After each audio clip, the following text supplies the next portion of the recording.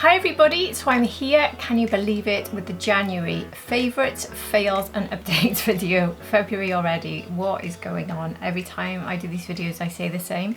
So just like last year, January has been completely crazy with all the releases, so I'm splitting this one into two videos. I'm going to show you today brushes, fragrances, foundations, concealers, blushes, bronzers and highlighters. I'm not going to show you eyeshadows, eye products and lip products basically. They're going to be part two because that's a long one. There's been lots of those, so I'm going to just separate them. So let's just dive straight in. If you're new here, hi, my name is Hannah, I'm 49 and here on my channel I do show you a lot of luxury makeup, lots of new releases like these, and I test them for you and give you updates just like this. I do upload here several times a week and I'd be over the moon if you subscribe to my channel. If you're already subscribed, welcome back. Thank you so much for being here. Anyway, let's just get straight into the January faves, fails and updates. So I'm going to kick off with Sonia G brushes. I know that these launched over the holidays. I didn't pick them up until a bit late, so I started using them towards the end of December and I've used them throughout January. If you've been watching me, you probably have heard me go on and on and on about how much I love these. So this is the Crease 1 and Crease 2, I think they're just called. I have to check because my memory is appalling. But yeah, Crease 1 and Crease 2. Crease 1 being the larger of the two. So these two on their own, I have used pretty much for everything apart from creams. I haven't used them for creams. I don't know if they work for creams actually, because I love to use the Sonia G brushes I've got here for creams. So I don't know, but anyway, these were recommended, this particular one, for cream, so I've stuck to those and they work very nicely. But for powders, this one is just the perfect size, the perfect application for every single over one. If you want a one and done, if you just want to do the crease and transition, this is your laying down brush, and then the Crease 2 is for developing in the outer V and building up more gently with more of a sort of defined finish. I genuinely think this is possibly the best duo ever. I just cannot stop using them. The names of them are the Sonia G Superstar Holiday Brush Duo, but you can also, if you're looking on the Beautylish website, which is where I get mine, you can also buy them individually. So I've put a link, I believe, for the duo, but you can look on Beautylish for individual brushes. Right, let's move to the next one. I have the RMS Refresh Eye Brightener here, which also has an SPF 30. Well, since I reviewed this, I've used it every single day. It's become my new brightener slash corrector underneath a concealer, and there isn't a concealer on the market that I don't feel I need something underneath to do some sort of correction anyway. Nothing. The full coverage ones, nothing ever makes me feel I don't need something. I mean, even now I still feel like I've got a bit of darkness there, but anyway, it's just, I think the lack of sleep, if you know me, since the puppy has made that darkness a little bit worse recently. But anyway, I think this is fantastic. It's very nourishing as well. It's got this lovely cooling tip. If you've got time on your hands, you can really roll this in and spend a bit of time really helping with sort of puffiness.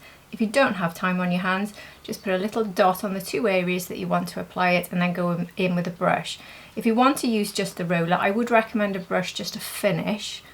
I don't think you can fully get this in if you don't, but I do think that it's very easy and straightforward, and your skin does absorb it. One thing you have to be careful with is not to over apply, because it just a tiny bit goes a very long way.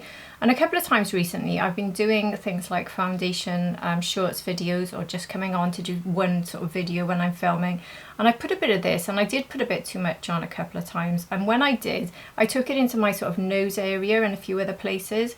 And I noticed with just my brows done and with just this on, I thought, you know what, I'd actually be quite happy to leave my face as it is.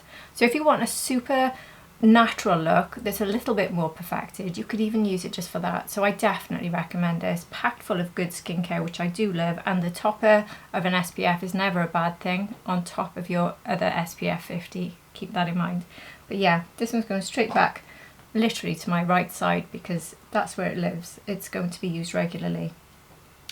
So now we're going to look at the Guerlain Terracotta Joli Tan Protecting Tinted Moisturizer, which I have in shade 10. Now if you saw me review this, you will know I fell completely in love with this, apart from it's a little bit warm for me. Not too warm, I think in the summer it's actually quite a nice shade for me. This is the lightest, and the whole purpose really of this sort of sunny range is that it does give you a sort of sun-kissed look. So you can see it's not terribly warm, but it certainly makes me look a bit like I've been out in the sun. But one of you, look, that's one of the problems. Straight away, as I'm putting it in, it tipped into the lid. It just pours out, which is messy. I don't like that, but I love the formula. But one of you kindly messaged me to say that we do have access to 2 shades in the protecting, sorry, I'm reading that wrong, the exact same product, except this is the Rosy Glow. So where this one says on the very bottom here, Sun-Kissed Effect Healthy Glow, it says there, the Rosy Glow says underneath protecting tinted moisturizer, it just says Healthy Rosy Glow. This also, they both have SPF 20, yeah. So let me show you what this one looks like. So there's a rosy one and there's a slightly peachy one, the rosy one being the lightest. So I've gone for that, which is shade 00 Rosy. And this is a much more perfect shade for me. So you can really see the clear difference there between the two for me. So the lightest in that sun-kissed finish is very warm for me, but it doesn't look too bad when I put it on. But this one, the only thing I would say is I definitely felt I looked a bit healthier with this one on. This one was more perfect, but I felt like at the end of the day still, I felt like I looked a bit better. I don't know why. Maybe it's because this one sort of highlights areas because it's so light. So I'm wondering, can I mix the two together? Like if I just put the two together on the back of my hand now, I might just end up with quite a perfect shade. So I think there's 3 ways of looking at this if you like the formula, because trust me, it is a stunning formula, potentially one of the best tinted moisturizers I've ever tried. Quite good chance actually, I love it. But if you have the two, I know that's expensive, but if you love it, try one. And if you love it, what you could do is you could go for the rosy for when you're really pale and you want to wear it in the winter. Go for the sun kiss for the summer. And when you're in that in-between phase, sort of springtime and autumn, this combination might just be perfect. And that's what I'm thinking I'll do. I'm smelling the fragrance though, it's very strong. That is one thing, which is a shame because it's very powerful, the perfume fragrance I'm getting. I don't notice it once it's on, but as you apply it and as I'm putting it on the back of my hand, it's very strong, but it is beautiful. So if you did miss my reviews, you can see me trying the rosy one on. I've put a short reel out. You can see my full review of the original Sun-Kissed, but I absolutely love them. So strong fave of the month, love it. So the next one to talk about is the Armani Luminous Silk Foundation, which was reformulated, and I've got this one in the shade 3.75, which is a good shade match for me. I did a comparison between this one and the original. The original never worked that well on me, so I wanted to see the difference. I didn't see much difference in all honesty when I put them side by side. But what I did feel was that this one, my skin preferred it. It's just got that different skincare and things have been taken out to meet the EU regulations. I have had so many problems with it though. I thought it looked gorgeous. I applied it and thought this is just so beautiful. I love the way it looks. And maybe the original one now works for me because the original one looked good as well. I just thought they looked gorgeous, both sides to be honest. But I have tried this so many times in the last month and had problem after problem after problem with it arguing with products to the point where I'm ready to throw it away. It's one of those ones that is driving me berserk. So I don't mind if a foundation has a problem with something like a strong oil base and you know that that's the problem, so just don't use your strong oil primer type bases unless you particularly love them. You don't want to make that change. But when something argues with everything, then I've got a problem. This argues with blushes, it argues with primers, it argues with skincare. It's like whatever I seem to do, it argues with it. So whilst it can look really good, it can pill, it can argue, it can stop things layering nicely, and for that reason it is an absolute fail. I am just not impressed. I feel like foundations have moved on so much since that was such a big one and they've got so much better. Personally, I would look at some of the really good ones, like the one I just showed you from Guerlain. It's not a foundation, but it gives a lot of coverage in a very similar way, but it's beautiful. Anyway, on to another one that is not a fail for me, and that is this one from Laura Mercier. So have I written anything down? Actually, I did actually write some notes on the Armani. Maybe there's something, I don't know if there's anything I've said It's very sensitive to everything you put underneath. So I did look into why that happened. That's what it was. It doesn't get on well with rich or more silicone forward bases like Tatcha or cream products used as a priming step, like the Pat McGrath Rose Cream. Yeah, because I'd actually taken notes of the products it argued with. I mean, nothing argues with the Pat McGrath Rose Cream, but this one did. It seems to come down to the new formula being more water heavy and skincare focused, with added actives like niacinamide, which reduces tolerance for certain primers and prep. And the issue for me was that it can look good, but I don't want to have to think as hard as I've had to for skincare and primers. Whereas something like the Victoria Beckham foundation, which is also packed with skincare, works with everything, very forgiving and always looks flawless. So whilst it can look lovely, this version is too unpredictable. Those were the notes I wrote down. Sorry about that, I was actually talking about Laura Mercier, but I've just noticed too late I made those notes. So yeah, this is the Laura Mercier Tinted Blur Balm Skin Tint with Peptides. What's the shade I got of this? Number 01.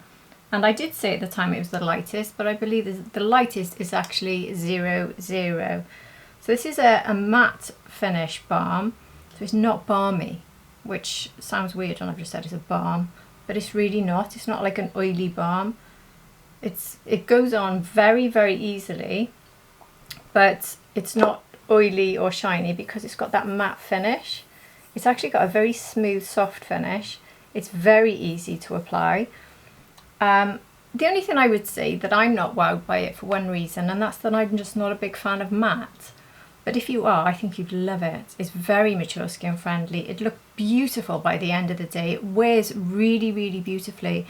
And it's very perfecting. It's very blurring, very perfecting. It's very good. It really is very good. And I would probably go for something like this, like I do with the Tom Ford Architecture, not the Radiance, the Architecture matte finish. I would go with that, something like this or that, when I'm going for perfection for a special event. And this would definitely be up there, even though it's classed as a balm.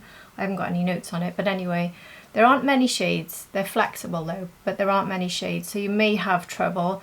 I personally found this shade to work for me very well, but what I was really struck by was when I looked in the mirror very late at night and still thought, gosh, that looks perfect. That's when you know something's really good. That's what the Victoria Beckham does for me, and that's what this certainly did for me. So if you prefer a matte finish that's not particularly oily, superbly easy to apply with great longevity, mature skin friendly, highly recommend.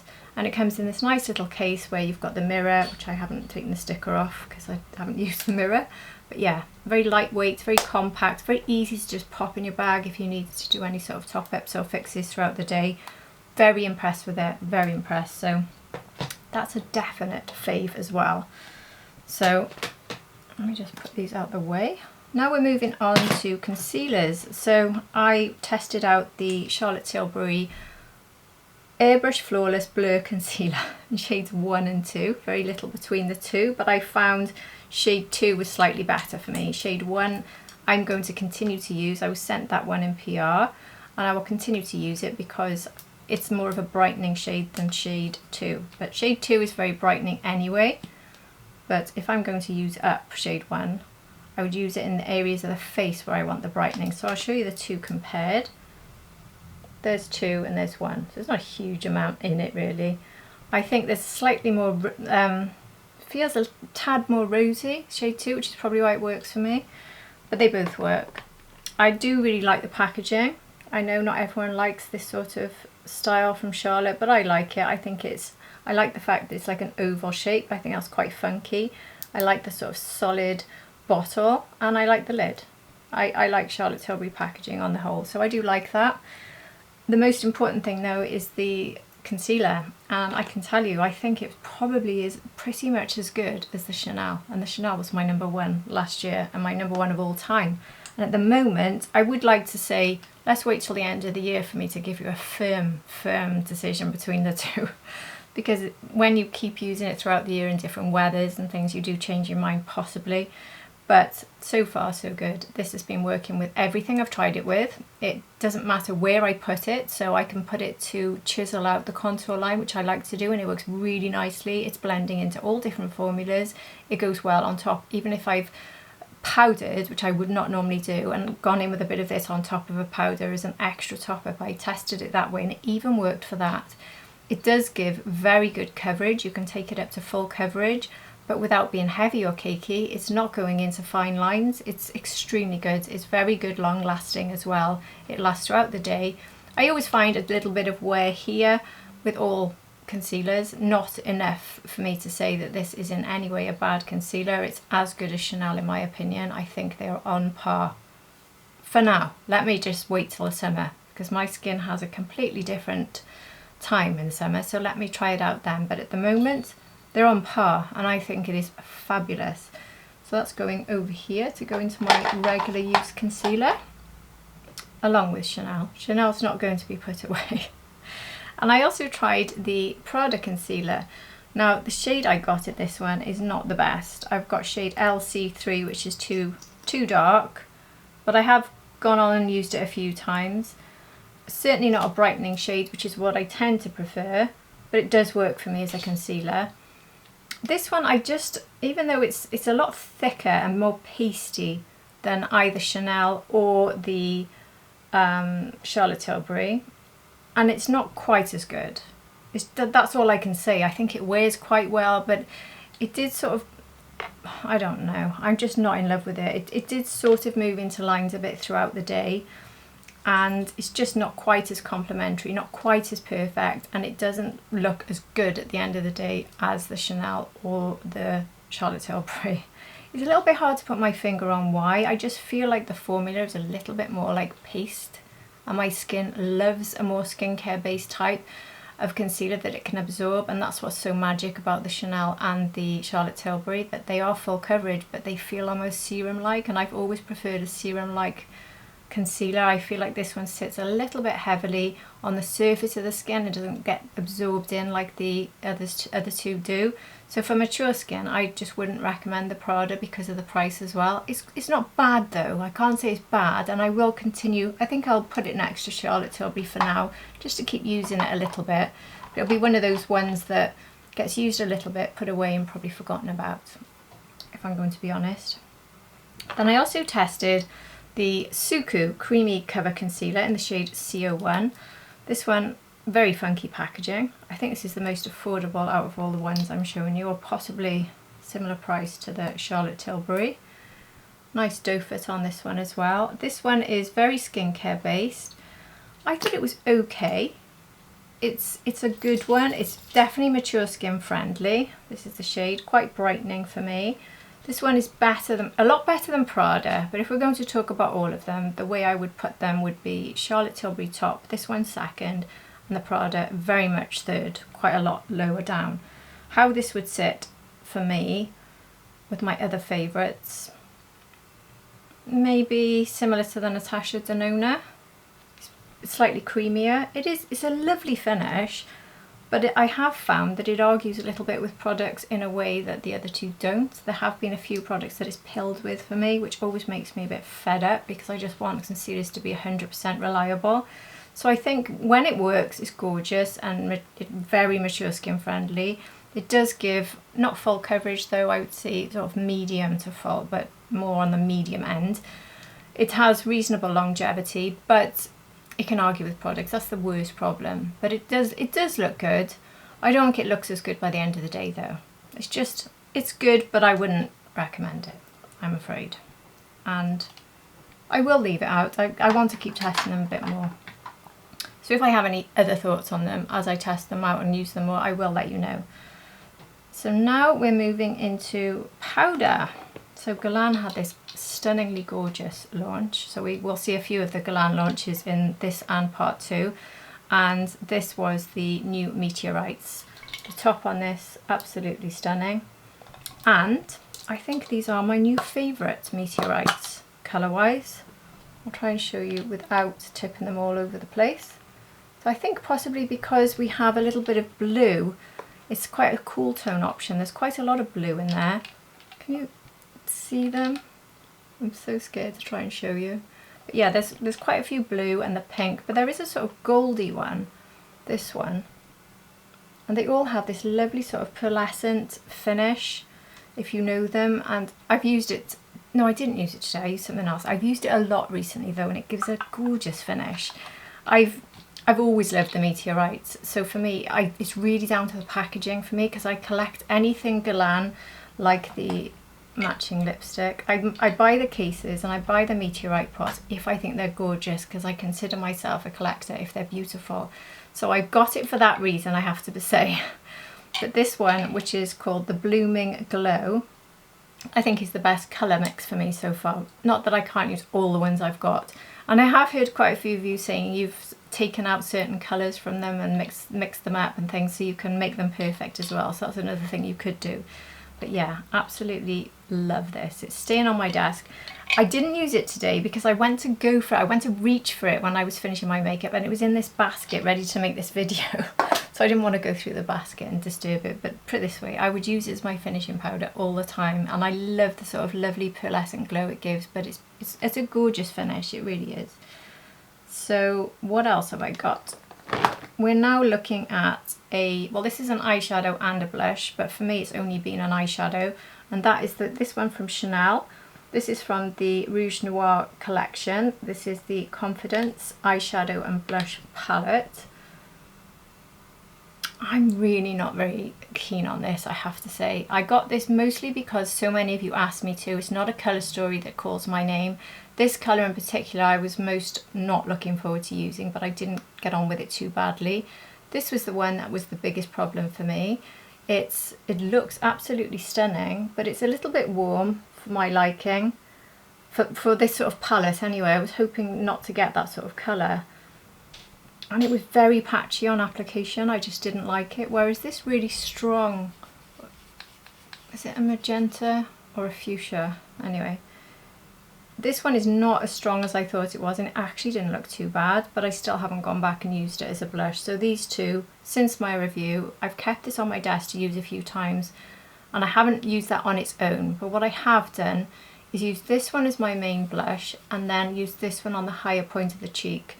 And this one as my main blush is very nice, but the formula is just okay. The finish for me and the formula is just okay. It's not a patch on some of the Dior ones I've tried recently, in my opinion. I know a lot of you love this, you'll probably be screaming at me, but I don't know. The only thing that stood out for me was this highlighter, which I think is really pretty. And that's it. If I can get that in my hand there to show you. Can you see? Hopefully you can see the shift in that. Maybe I could get a bit more. But yeah, they're very dry powders. They're not remotely creamy to the touch. They're very dry. And I feel like they need a little bit more work than I would expect from something that costs this much to blend out. They're not like an instant blend. They need a little bit more work. I don't know. I will be putting this away, and I'm not going to keep it on my desk. It's exactly the same thing happened last year, so I have to be a bit more determined next year not to get it, I think. Even if people ask me, because they're so expensive, and it's just, I'm never going to give it a good review, I don't think. But then I say that, how would I know? Oh, I don't know. Let me talk to myself about that one. Let's move on. What else have we got? We've got the Dior Forever Skin Bronze. So I was so excited when these launched, because as many of you know, I adore the contour in these sticks. But why have I got two? Because the shades don't particularly work for me. So I've got the shade 1, which is a light fair. And this is exceptionally yellow. It's a bronzer. It is supposed to warm my face up. I understand that. But even for neutral tone people, this is, look how yellow that is. And yes, I could sort of make it work. It wasn't totally disastrous once I put other products in to balance it out. But it's just a shade I don't want to use, which is very much the theme with Dior bronzers, unfortunately. But I did see this one used, which is the shade 3, which is called Light Medium. And this one is a much better shade for me. It's a bit dark, but it's a much, much better shade compared to the lightest one. So with a light hand, this one does work as a bronzer for me, and it's much better. And I did think it was worth the expense because the formula is as good as the contour, in my opinion. It is beautiful. It's slightly more, maybe a bit more balmy than the contour, so it disappears a little bit more quickly, but it's just as nice. They are just as nice. But I have to say I haven't actually reached for it that much. I've still been reaching for the contour. In fact, most of the time these days I only use a contour as my cream base with my base, and then I go in with a bit of powder bronzer. That's my favourite way to apply. So I don't use cream bronzers that much, so probably that's why. But if I was going to, it would always be the Chanel one in the new lightest fair shade. Or at the moment I've also been enjoying the one from Vive. But I will keep shade 3 on my desk. So let me make sure I've got the right one. I'll keep shade 3 on my desk for now. I'll put it there next to the Chanel to remind me. But the shade 1 is going away. I maybe pull it out in the summer. I don't know. I won't get rid of it, but beautiful, but not the best for cool toned people like myself. What else have we got? We've got the Dior Backstage Rosy Glow Stick in Ultra Pink, limited edition. They also had Orange Fizz, which I skipped. Now Ultra Pink looked like a scary pink, but it wasn't, because you can just sheer this out. I mean, that does look scary, doesn't it? But it's not. It's beautiful. This was my favourite cream blush formula from last year, and it's still my favourite cream blush formula. Let me just blend that out. See how much it sheers out? They are so easy to work with, they really are, and they give such a natural finish. They blend out absolutely beautifully, just like the bronzer. I said that the formulas on these are so good. Dior for me is the best brand on the planet right now in terms of these sorts of products. And this is just another, gosh, that doesn't want to leave my hand. That's stain in the back, that has stained my hand. Look, I'm scrubbing and scrubbing, because I know I'll have more swatches coming up. Gosh, that has stained my hand. Well, that shows it doesn't leave your cheeks then. Gosh, okay, I didn't know it did that. But anyway, this one hasn't left my desk since getting it. I will put it there. I've run out of space now. I'm getting to that problem where my desk is getting messy because I'm keeping things that don't fit in my pot. I don't like it when I do that. Anyway, I love that. So now onto an absolute fail for me, which was the Tarte Macaron Blush and Glow Duos in Pink Champagne and Birthday Cake. I thought these were going to be amazing when I saw them, because Tarte usually come out with some pretty good formulas, and I love the fact we are getting a cream blush and we are getting a powdery highlight topper. And a lot of you said I should do it the other way round, powder first, cream on top, but either way, these just argued so badly with everything on my face, and I was just spending a crazy amount of time trying to get them to work. If you saw the shorts reel I did, when you swatch them they look beautiful, but for me, when you put them on the face, they argue with each other like crazy. And if you want to go for cream then powder, the powder sits heavily on top of the cream in almost pieces and sort of picks it up, and then vice versa, the cream seems to pick up the powder. I just thought these were one of the worst products. In fact, I've already put this into my list for worst makeup of 2026, because I usually do a video at the end of the year, and I usually start putting that video together at the end of the year. But I thought, do you know what, this is so bad, I'm actually going to start my notes and add it, because I honestly don't think anything could beat it in terms of how much I dislike this. So unfortunately that is a big fail, a big fail. I'll show you this one, which is Birthday Cake. Right, I'll show you the shades while they're here, give them some sort of job to do, because they're not going to have another job. They will be going away until I do my worst makeup of the year video. So there's Birthday Cake. I mean, they're not swatching very well now, are they? Let's face it. Ugh, no thank you very much. Not a fan. I really don't like them at all. But let's move to a product I do love, love, love, and I've used them so many times since reviewing them. I've gone back and bought more shades. That is the Gucci Glow Blushes. I love the Gucci matte that we had before, so when they brought our Glow, I knew I was going to have to get some of these. But what surprised me is I went back for colours like this. This might be my favourite. It might just be my favourite, with a very, very gentle application, because it is quite bold. This one can look beautiful. The back of my hand's a little bit wet. I need to get my hand dry to show you a swatch of that. But it can be applied softly. I'll try and make it relatively soft on my hand. There, and it gives you that natural flushed, just been out running finish. These last all day, they are there by the evening. I've heard other people saying there's a longevity issue, not with me at all, but then I do always have some sort of finishing powder on top, and I think I just lock my makeup in maybe more than others do. So I always apply it on top of powder. I always powder then go in with a powder blush. So I don't know if some people are using this directly on top of foundation and that's affecting longevity maybe, but for me I would powder my face, go in with this, and then use a tiny bit of finishing powder as well. And then if I really want to secure it, setting spray. But for me it lasts without the setting spray with that sort of application method. So that one is the Bright Ruby number 6. And I've got number 1 Arctic Rose, which is one of the first ones I showed you. This one is very good for my skin tone and nowhere near as bold and bright as it looks in here in the pan. Look at it there, that first swatch. It's very soft, very subtle and soft with a gorgeous glow. Perfect for my skin tone. In fact, those two look good together. I haven't tried them together with a bit of that red on the top part of the cheek. I need to do that. Good idea. I'm not putting these away anyway. They're not even going in my blush drawer. They're staying on my desk right now because I just want to keep reaching for them. So I went for O2 Fresh Coral, which is quite a pinky coral, which I love. This is going to be more of a summery shade for me, but again, absolutely beautiful. And look at the glow. So that's a light dusting of that, but look at the glow. They are a bit like highlighters really, but in a mature skin friendly way. It's a healthy glow. They are just perfection, and they're cutting out the need for a highlighter in my opinion. And again, Plum was probably my second favourite shade, Soft Plum 05. Looks terrifying. Soft application though, and this one is stunning, really stunning. And this probably perfect for sort of winter autumn for me. Look, isn't it stunning? It really is.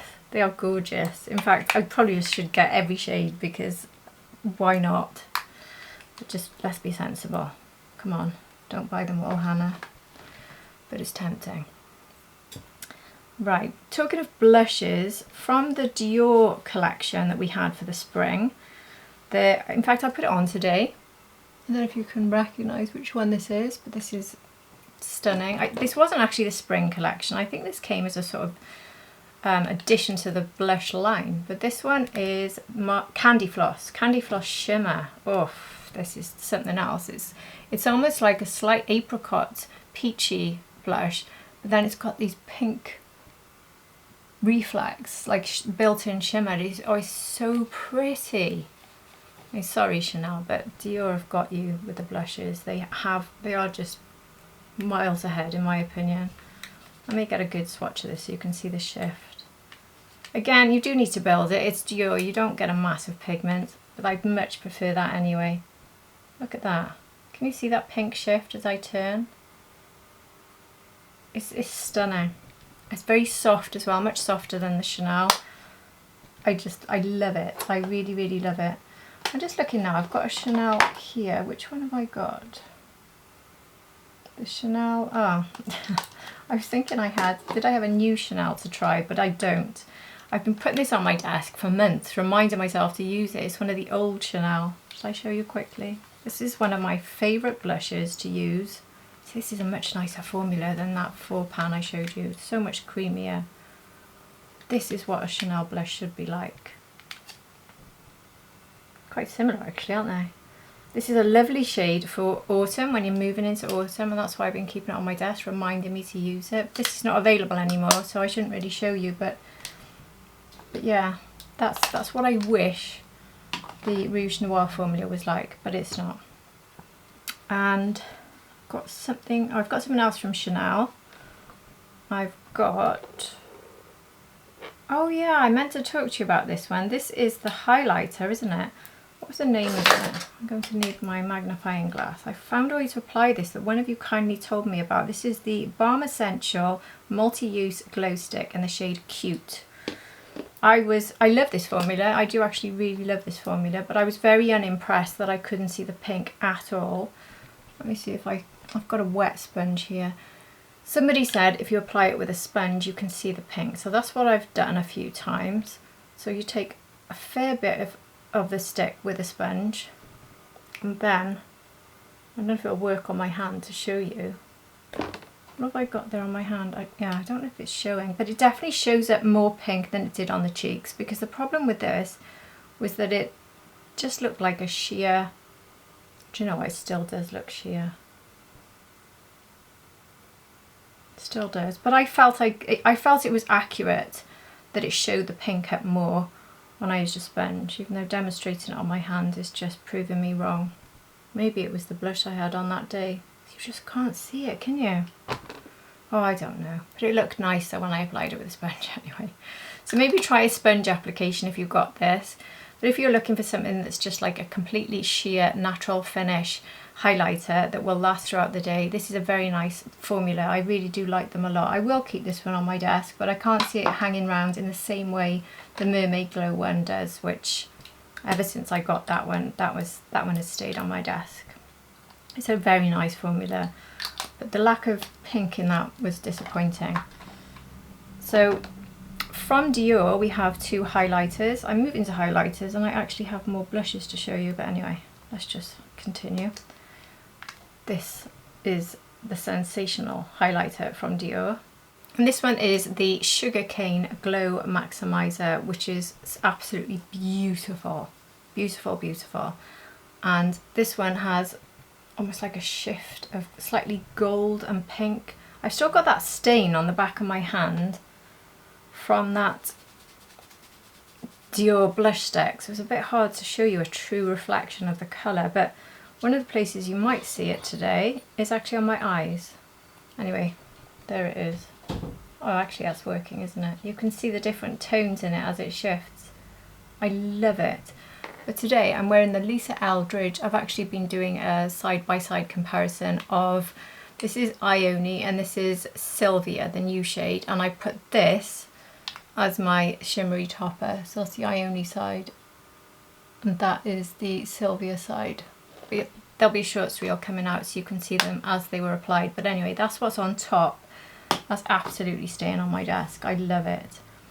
And another one I thought was sensational was Sugar Icing in the Glow Maximizer, the Forever Glow Maximizers, which I collect and adore. And this one has almost like a bluey, pinky, pearly finish. It's very special, and it has actually gone to my #1 out of all of the Dior Maximizers. It is really something else. It really, really is. It's so pretty.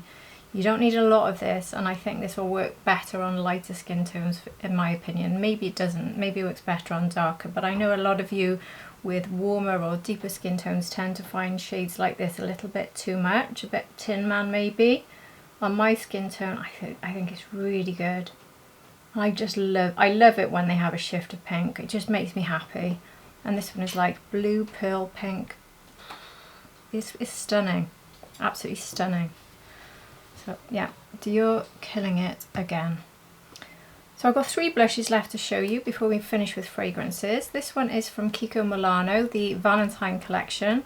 This one is called Flirt Alert. There were 2 different ones from Kiko. I think this one is gorgeous.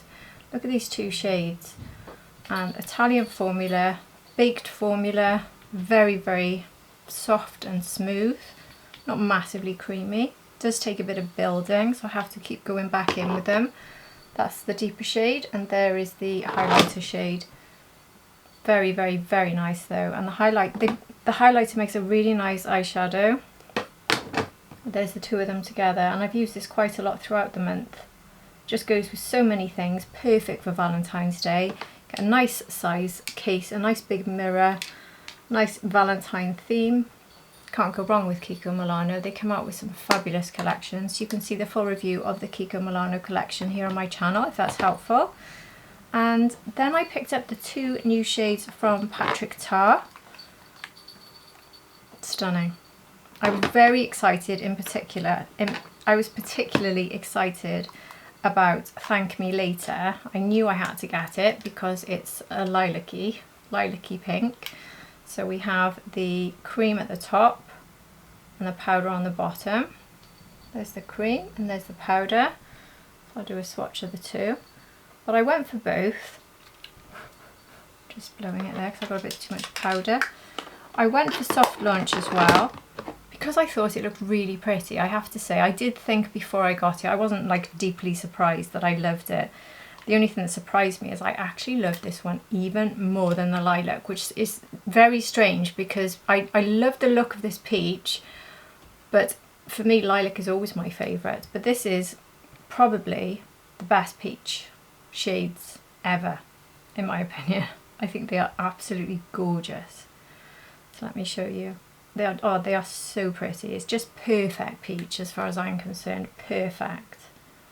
Just perfect. And you can see me reviewing both of these on my channel as well. But yeah, for the summer, the peachy one, I wouldn't use it outside of spring, summertime. Whereas lilac for me, I think is an all year round colour. It's just another reason to always buy them. I love them. But yeah, they're an absolute smash hit. And that peach, I definitely recommend if you love a peach. It is one of the prettiest peaches ever. It really is. And the last one to show you is this one from Makeup by Mario. I've written down the names, but yeah, the Jelly Jar Lip and Cheek Balm, and I've got mine in the shade Mauve Latte. I really like this on the cheeks. This has been given a fair bit of bad press because it is a jelly, and some people think that's gimmicky or icky. I don't think so. I don't really have a problem with it in the slightest. It's no different to touching other cream products in my opinion. I think this looks very natural and gorgeous on the cheeks. I'm not as big of a fan of it on the lips, and I'll tell you why. So that's the colour. I think it's a lovely colour. It blends out so naturally and beautifully on the cheeks. You do need to put a bit of powder on it though, it is sticky. If you powder it and then put a tiny bit on top of the powder, you don't get that stickiness. So that again is the way to use it if you're like me and you don't like sticky and you want more longevity. It's really nice. But I mean, I'm almost tempted to use what I've got now just to show you. This is taking it on top of that gorgeous Dior, but it just is so pretty. Look how easy that was. I really love it. So it gets a lot of bad press, like I said, because of the formula, because it's gimmicky, but I think it's a really good product. Look at that. A quick pop of colour. It's so nice. I've actually got quite dry lips, so I'll put some on my lips. Why not? It's very nice on the lips, but the reason I prefer it for the cheeks is because it lasts about 2 minutes on the lips. It's a very nice balm. It has a nice fruity fragrance as well, which is another bonus. But the colour and the formula disappears very quickly on the lips, so that's why it's not a favourite from that respect. But otherwise, it's staying on my desk. I think it's a really nice blush. So if you like that sort of quick makeup, if anyone saw me doing the Jones Road recently, I'd say Jones Road is even messier, to be honest, in terms of what it's like when you put your finger in and things and how it feels. But yeah, I love it. I think it's really good. Right, let's move now to finish with the 3 fragrances I'm going to show you. Now I do have quite a lot of notes on the fragrances. Starting with a slightly strange tale about this one from Dior, and maybe how much is in there will tell you where this is going. So this is the brand new Dior Addict fragrances that launched in a few different fragrances. This is Rosy Glow, and I tried it and I said, I don't think this will last, it's very light. And I also said it's a bit powdery, and I like it, I just don't love it. And it has a powdery sort of sit down, and I didn't think I loved it until I kept wearing it and kept wearing it. And I've had to say, Hannah, you've nearly finished half the bottle, stop using it, start saving it. Otherwise you're going to rush out and buy another one. When I have so many perfumes, that's ridiculous. So I'm now banning myself from it until the summer, because I do think it's more of a summery fragrance. But let me describe it to you. This is Damascus Rose Essence with Radiant Lychee, and the lychee does really come through, swathed in a creamy accord with caramelized notes. It does have a bit of a powdery finish, but I think it's quite different for me, and maybe that's what it was when I first tested it. I thought it was a bit different, and then somebody mentioned maybe layering the Kayali lychee with it, which I did try. And I think that did bring the lychee out more, so that's a tip if you want to do that. But I also don't think it needs it. This one, I love it because I can still smell it right at the end of the day, which I would say happens with about 5% of perfumes I've got. It's extremely rare for me. And not only does it last, but I pleasantly notice it throughout the day, as in I catch a whiff of it all the time. I think, oh, that's nice. Oh, that's nice.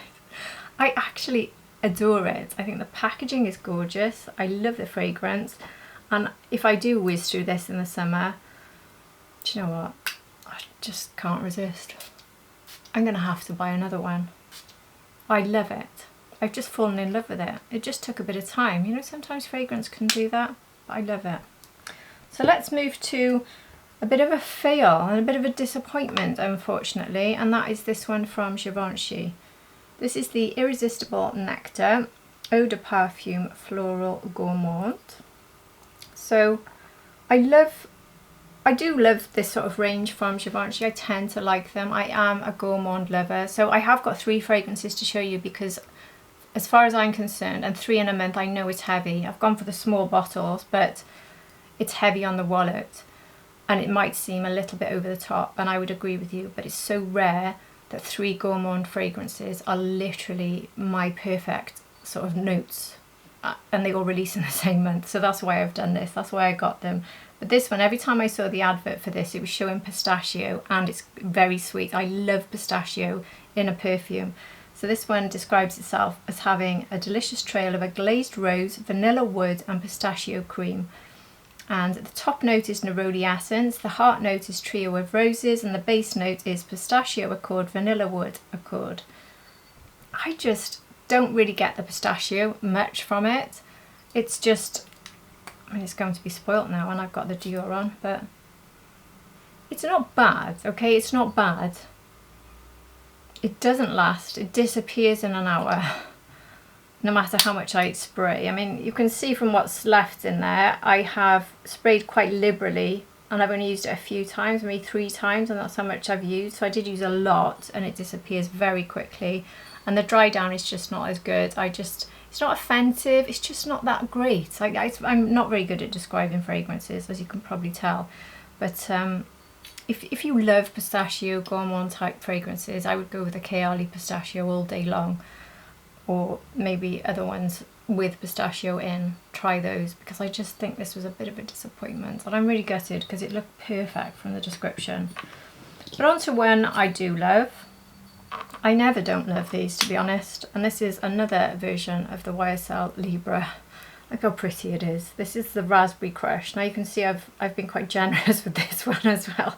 I've literally used these 3 perfumes all month. I bought them thinking they're so spring-like, I shouldn't be using them in January, but I just couldn't resist. So I've got more details on this one. Meet the YSL Libre Berry Crush, the iconic Libre DNA freshly crushed. Think tangy raspberry pulp and juicy crushed berries melting into creamy coconut, wrapped around that bold floral signature of French lavender and Moroccan orange blossom. So they're adding the raspberry pulp, which you just slightly detect. It's like a slightly sweeter version and a slightly fruitier version of the standard YSL Libre. And I love YSL Libre. It's one of my absolute top. It's my husband's favourite on me. I adore it. And this has a bit of raspberry in. So they launched one at Christmas, which I loved, which had a slightly, I can't remember now, was it more vanilla? But anyway, it's slightly more deep and woody, I think. I could be getting that wrong, but I remember thinking if you want to go into a slightly more winter suitable YSL, that's what that gives you. The standard YSL, I'd say, is probably all year round, but possibly more spring summerish because it's so sweet. This one's definitely, this is a spring one, because they're going to come out with a summer one. They keep coming out with so many, don't they? They're bound to, but I love this. I really love it. And I didn't get this one in PR. They do send me quite a few in PR. Maybe I will get it at some point, and if they do, I could be a lot more liberal, because I only bought the tiny one. But I love the bottle, I love the finish. This always has good longevity. Not as good as the Dior though. I'm not sure if anything beats that Dior, apart from maybe the Kilian perfumes on me. They last really, really well.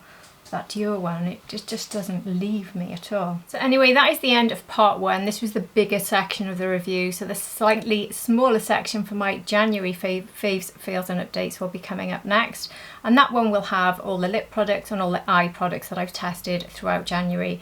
So I hope this has been helpful to you. If I've shown any products you've been trying or thinking of getting, I would love to hear your thoughts, especially if you've had different experiences. It's always useful for other people if you've got different skin tones, different skin types. To me, I do have combination mostly dry skin, and I do have cool undertones. So if you've got different undertones, different skin types, different experiences, please do share them with everybody.